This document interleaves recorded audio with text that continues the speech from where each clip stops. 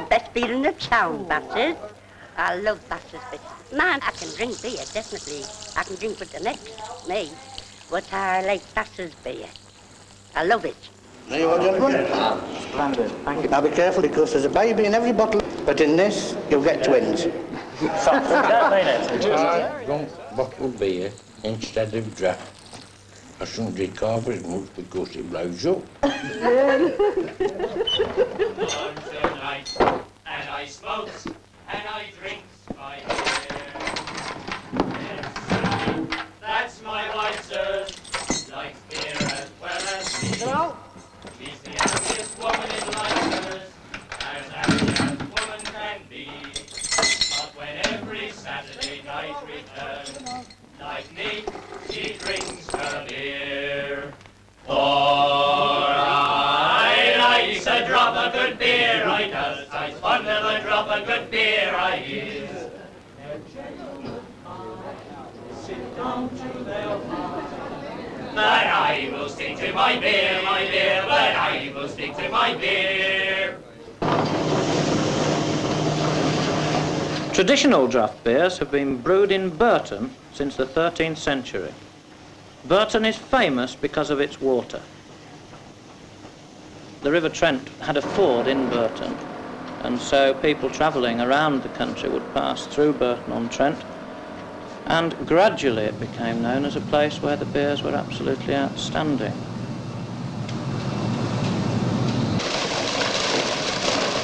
I think one of the reasons why Bass is the greatest of brewing companies is because of our investment in leading brewing scientists over the past 150 years.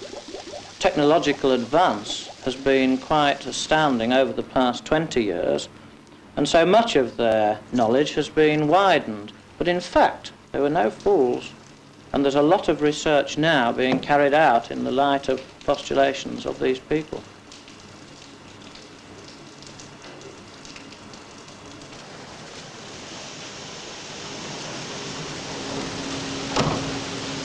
Brewing is an art, there's no doubt about that. We have the most highly qualified and well-trained technical staff in the brewing world. And the mashing process here depends completely on the skills of brewers like Tom Dawson. He ensures that we've got the right consistency of mashing, that the right volume of water at precisely the right temperature goes into that mash tun. The Burton Union system is unique. Fermentation through these casks gives our beer the characterful Burton flavour. I went recently around Bass's brewery. Anyone who's been accustomed to the traditional brewing process, it is a very big change indeed. And I was really amazed at the amount of push-button work now that brewing is.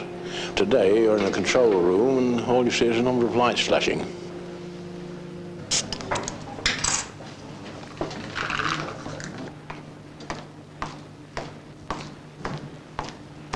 I remember Mr. Seddon's father when he used to come sampling. Oh, Yes, he'd take a little mouthful. Mr. Seddon, he can't spit it out properly. But Mr. Seddon's father, he had to fly on that wall. He couldn't. No, it's not that. And we was only the youths in the sample stores then, you know, and he used to come sampling, he'd spit on the floor like. And Bob Hayward, my mate, after he'd gone, he said, well, there's a bloody bit here he's missed. And he did, I think perhaps our greatest single individual effort in producing beer here in Burton goes into maintaining the quality of the product. It's the item of prime importance.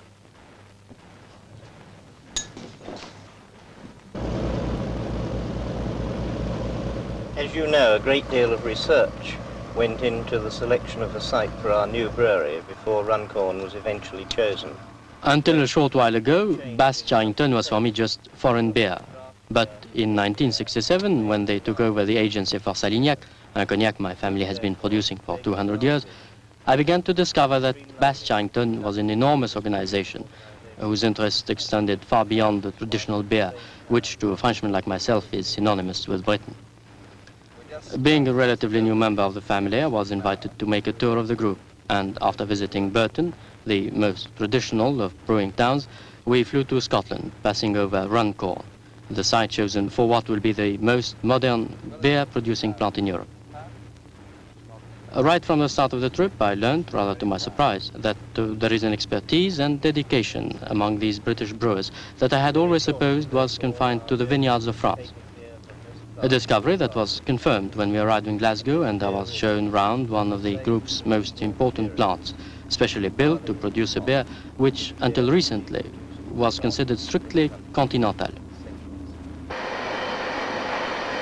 Due to the quite phenomenal increase in lager sales in Scotland, we found that our original brew house, which was by no means obsolete, was quite incapable of meeting the demand. Tennant Caledonian breweries were then faced with the problem of finding a new brew house. This brew house obviously had to... Over 10 years ago, draft lager was first produced by Tennant Caledonian, and previously they had been producing lager in can and bottle, both for the home sale and for export. But it was really in 1960, 1961 that draft lagers first started in Scotland. And now, 1 in 4 glasses of beer drunk in Scotland is lager. And we, in fact, have over half of the volume sold, in spite of the fact that our total market share is only something like 30%. Quality control plays a very important part in the control of all the processes throughout the production. Here in the laboratory we are carrying out tests at all stages, from the intake of raw materials to the final package presentation.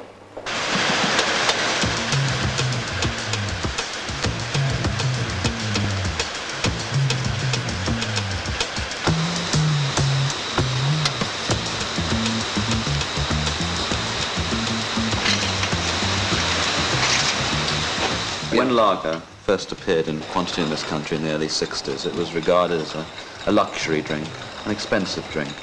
But all that's changed now. Lager has become a drink for every day, a drink for men, not just for ladies, and a drink which isn't very much more expensive than an ordinary beer. Yeah. Historically, the British has always been suspicious of lager because of its continental connotations, but this is changing rapidly. Certainly lager is probably the most well-known example of a sharp swing in public taste, but with the tremendous impact of the communications media and the general level of sophistication rising faster than ever, our business has had to become much more fashion conscious. Change quite as rapidly as they have anywhere else. Because beer is a very personal thing. At our regular marketing meetings throughout the group, we try to anticipate the new trends. Every brand, whether it's a local bitter like Brew 10 or the famous national beers like Worthington E, is studied carefully so that supply keeps up with demand. Not probably believed in lager as much as we might have done. We've certainly not given it enough distribution in the last couple of years. But now we've started to do that, the sales are going up tremendously.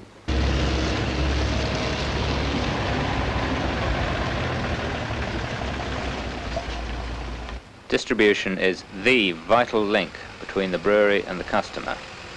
It starts at the brewery, from which bulk loads are trunked by road or freightliner to our depots all over the country. Beer is best, best, best, best. Beer is best. It makes you fit and it makes you strong and it puts more muscle in your own pom-pom. He makes money, Britons. It has stood the test. What did Adam say to Eve? Beer is best. On the good ship Victory out in Trafalgar Bay, for miles and miles and miles around the gallant Frenchman lay. When Nelson saw his sailor boys all drinking tots of rum, up the master signal went to every true-born Englishman.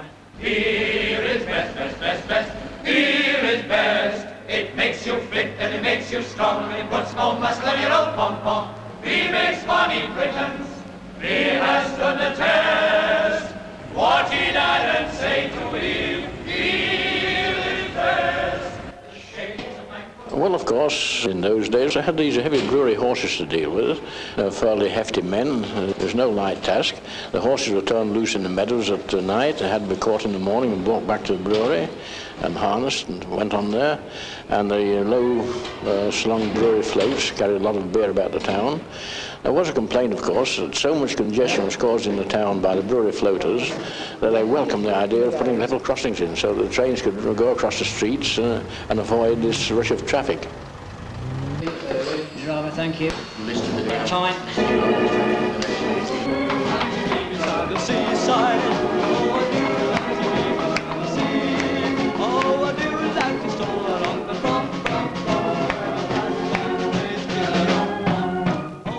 Yes, what was known as Bass's Trip. It was, of course, the great event of the year in the town because all the employees and their wives went on this trip. As soon as the train arrived in the station, a telegram was sent to Burton to say the train had arrived safely. Everything was free in the town. They just simply showed their card, Bass, it admitted them to everything. We are in the leisure business. There's no doubt about that. Guess I'll just have to leave this town. I can't see no sense hanging around. The cotton's picked, the money's spent. I think young people today all over the world are influencing the pattern of life. They've got more money to spend, and the younger generation is returning to the pub. And Bass Charrington has been quick to accept this as a challenge, and we've gone a long way to provide pubs which the young people will enjoy.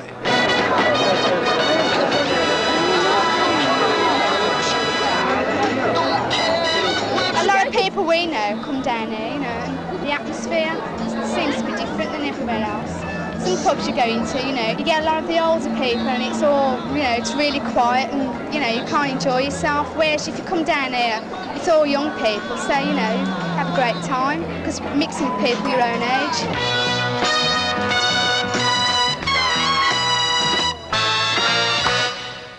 I like that thread. But despite these new trends, there is still plenty of room for the traditional pub. And most of the regulars certainly wouldn't have it any other way. Many of them become associated with particular sports and activities, and the pub frequently itself takes on the atmosphere of a clubhouse. Indeed, this may well be what first prompted the breweries, and Bass Charrington in particular, to sponsor the range of sporting activities that they do today. I think this is an enterprise which now provides some of the major events in the sporting calendar.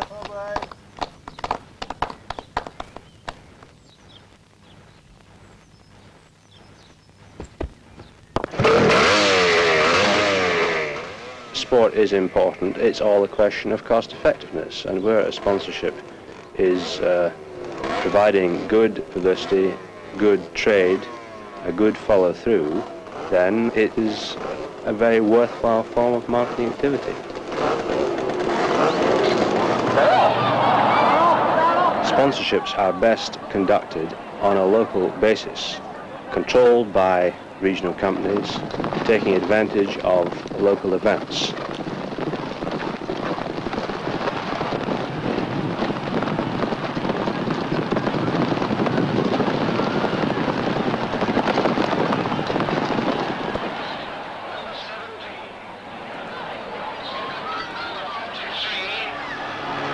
Though our involvement in sport has been growing steadily over the years, we recognise that our first concern must be our customers and the facilities that we provide for their comfort. New motels and hotels are being opened all over the country. Crest Hotels are now building quite a few of these motels, and they're all on the same lines, very modern, luxurious, and they're not too expensive, you know, to the average person. Once the guest has checked in, he's no need for any service whatsoever to his bedroom. He's got everything down there in one unit. Whiskey dispensers, teas mains, electric trouser presses and what have you. Private bathrooms everywhere. This is the basic idea.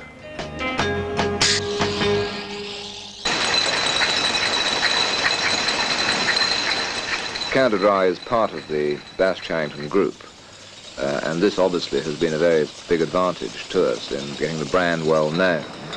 It is potentially for the group a very important investment, very important that we develop a strong brand in the total soft drinks market, both licensed and grocery, so that Bass Charrington does what it tries to do everywhere else, which is to have a brand leader in this particular soft drink market.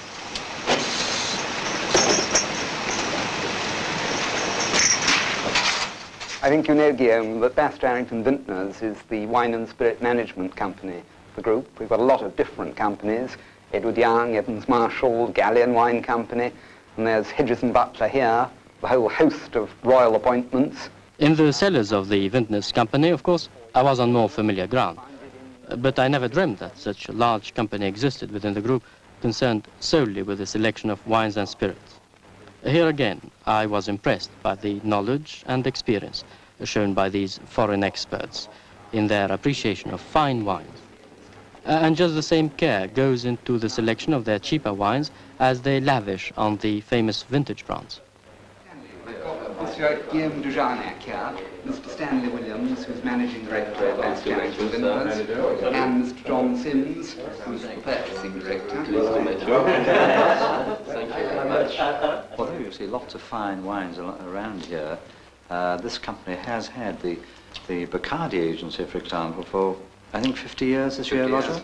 Of course, I think the really fascinating thing about the wine and spirit business now is that although it's very firmly based on the fine wine business and the history and the traditions of the companies which make up the group, in fact, there's really very little difference between the sort of way in which we market brands of wines and spirits.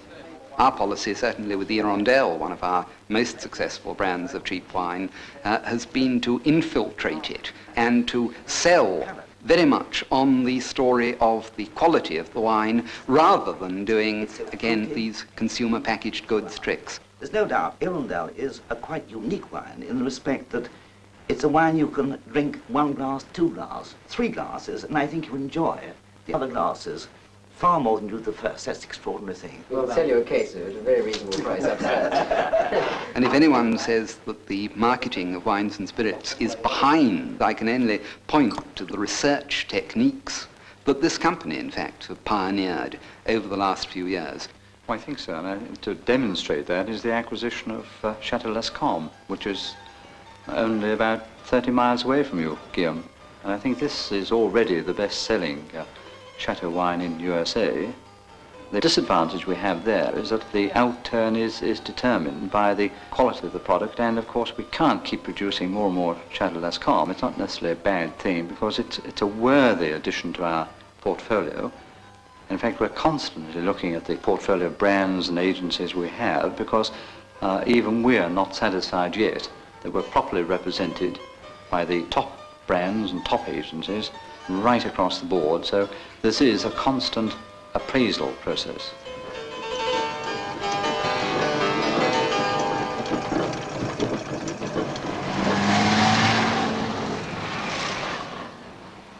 The Bass Charrington Group has many faces. On the one hand, it's a progressive organisation that has responded to the call for change in a variety of ways. It's been the development of new hotels and motels, and this has gone hand in hand with the modernisation of many of its pubs. Well, I think we try to reflect the trends of society where possible. The enormous increase in foreign travel has undoubtedly played an important part too in influencing these trends. I think this has produced an exchange of ideas which has found expression both here and abroad. We as a group are expanding considerably overseas. We have now brewing interests in Belgium, and there's a growing demand all over Europe for what was regarded as one of our national symbols, the British pub.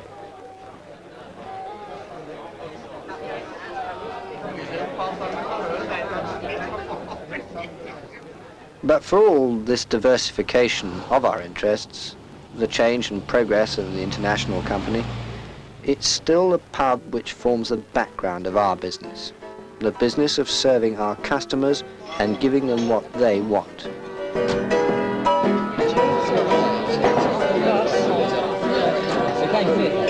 Sorry, can I find the best bed at half three, please?